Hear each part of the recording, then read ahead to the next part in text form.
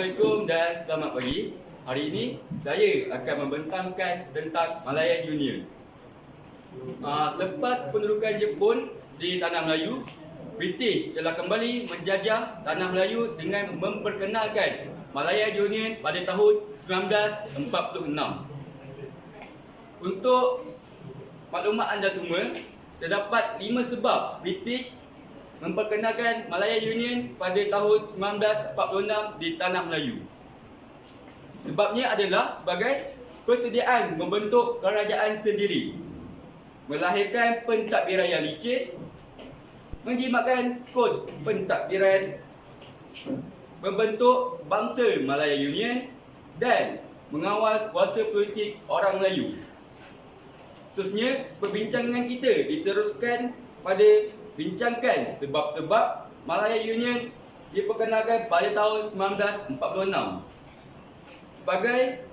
Sebab-sebabnya adalah sebagai persediaan kepada penduduk Tanah Melayu ke arah kerajaan sendiri. Dengan ini, British telah memberi latihan kepada penduduk Tanah Melayu dalam pentadbiran untuk ke arah kerajaan sendiri. Seterusnya adalah British ingin melahirkan pentadbiran yang licin, iaitu pentadbiran Tanah Melayu terbahagi kepada 3 unit, iaitu negeri-negeri Selat, negeri-negeri Melayu bersekutu dan negeri-negeri Melayu tidak bersekutu. Seterusnya, kita akan bincangkan tentang apakah yang akan berlaku apabila wujudnya 3 unit pentadbiran yang berbeza. Sebenarnya, British ingin menjimatkan kos pentadbiran seperti kepelbagaian sistem pentadbiran telah menelan kos yang besar dan menyebabkan pembangunan dan ekonomi tidak seimbang antara negeri.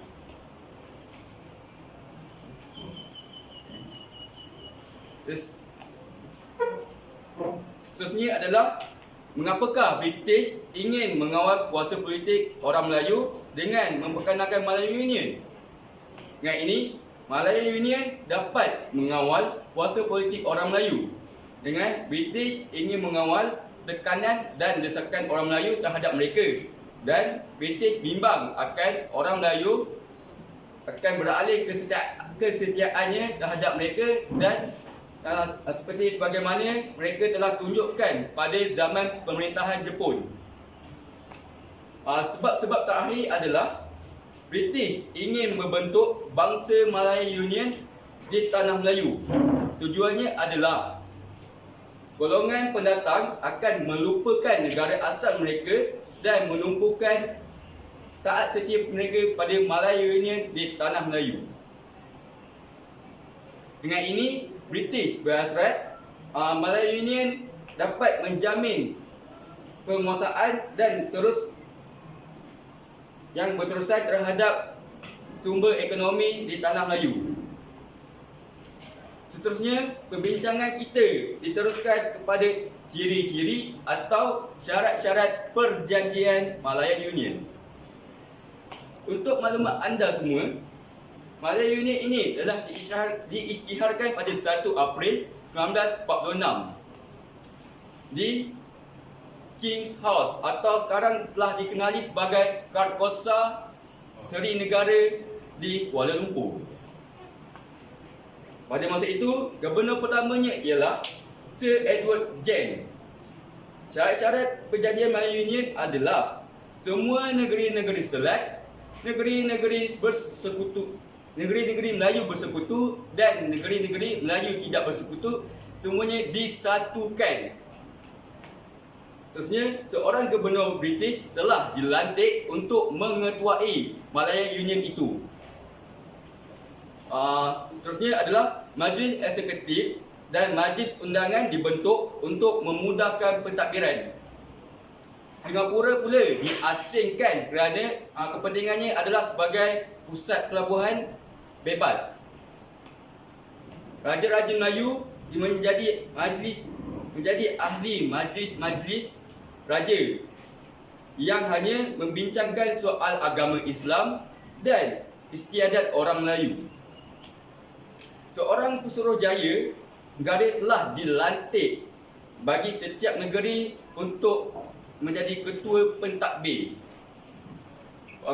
Manakala seterusnya adalah kewarganegaraan sama rata dengan prinsip jus soli telah diperkenalkan menjadi asas kerakyatan Malayan Union.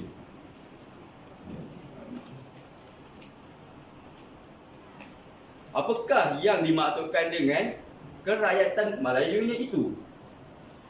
Kerakyatan Malayan Union merujuk kepada sesiapa sahaja yang dilahirkan di tanah Melayu dan Singapura adalah kerakyatan Malayan Union.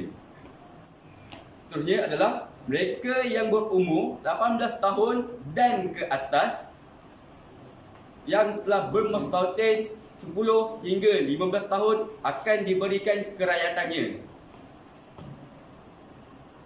Seterusnya adalah mereka yang berumur 18 tahun kurang tapi merupakan anak warga negara juga turut diberikan kerakyatan. Semua rakyat British di bawah jajahan takluknya boleh menjadi rakyat Malayan Union. Apakah reaksi orang Melayu apabila British memperkenalkan Malayan ini? Adakah orang Melayu akan menerima atau sebaliknya? Sudah tentu mereka akan menolaknya. Okey. Faktor-faktor orang Melayu menentang Malayan Union adalah membantah tindakan Sir Harold Michael yang mengancam menurunkan takhta raja-raja yang tidak menerima Malayan Union. Contohnya seperti seperti Sultan Badli Shah Kedah telah menjadi mangsa kepada Malayan Union ini. Kebanyakan sultan tidak diberi masa yang mencukupi untuk berunding dalam majlis mesyuarat negeri seperti yang berlaku pada Sultan Abdul Aziz Al-Muttasim Bilal Shah di Perak. Terdapat juga sultan yang menandatangani perjanjian ini sebagai dasar setia kawan mereka terhadap British seperti Sultan Hishamuddin Alam Shah di Selangor dan Sultan Ibrahim di Johor. Bagi orang Melayu, keadaan selepas Perang Dunia Kedua ini adalah keadaan yang tidak sesuai untuk membuat perubahan politik. Mereka menentang penghabisan kuasa Raja Melayu. Mereka kehilangan takhta, pungutan zakat fitrah di bawah kuasa dan pungutan zakat fitrah di bawah penguasaan gubernur. Seterusnya, perbincangan kita diteruskan lagi dengan bincangkan bagaimana prinsip jus soli boleh mengancam tindakan kuat orang Melayu. Eloklah kita terperincikan dahulu aspek ini. Kedatangan orang dagang akan menyebabkan jumlah orang Melayu menjadi kecil di tanah Melayu. Selain itu, orang Melayu tidak mampu bersaing yang mengakibatkan mereka mundur dalam ekonomi dan pendidikan. Adakah anda mengetahui bahawa gagasan Malayan Union ini juga disokong oleh Melayu radikal dan orang dagangan?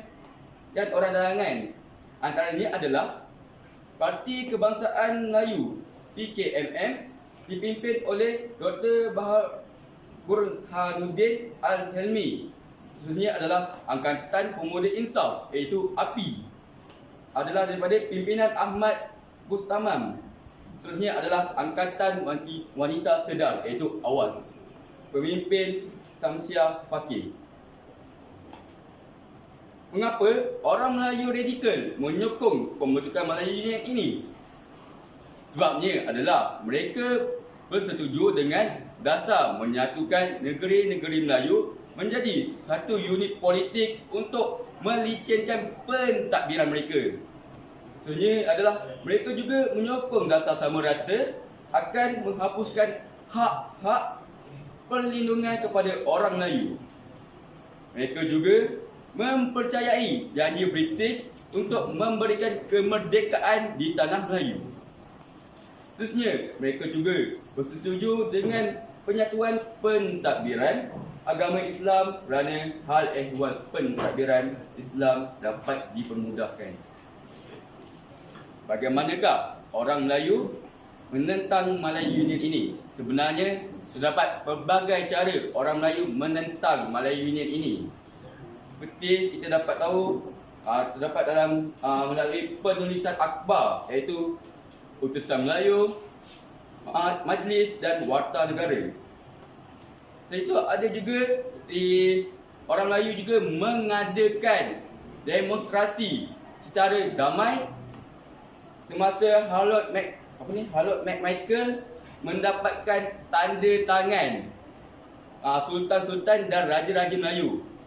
Ini telah berlaku di Kota Baru, di Kelantan dan Alor, Kedah. Pada masa itu juga Persatuan Melayu telah dihidupkan semula kerana untuk menentang Malaya Union ini. Datuk Onn Jaafar telah menyeru orang Melayu untuk bersatu dan menubuhkan United Malay of Organisation, iaitu UFO, untuk menentang Malaya Union. Hasilnya, perubahan kebangsaan Melayu ini telah menubuhkan pertubuhan kebangsaan Melayu Bersatu, iaitu UMNO, telah ditubuhkan pada masa itu.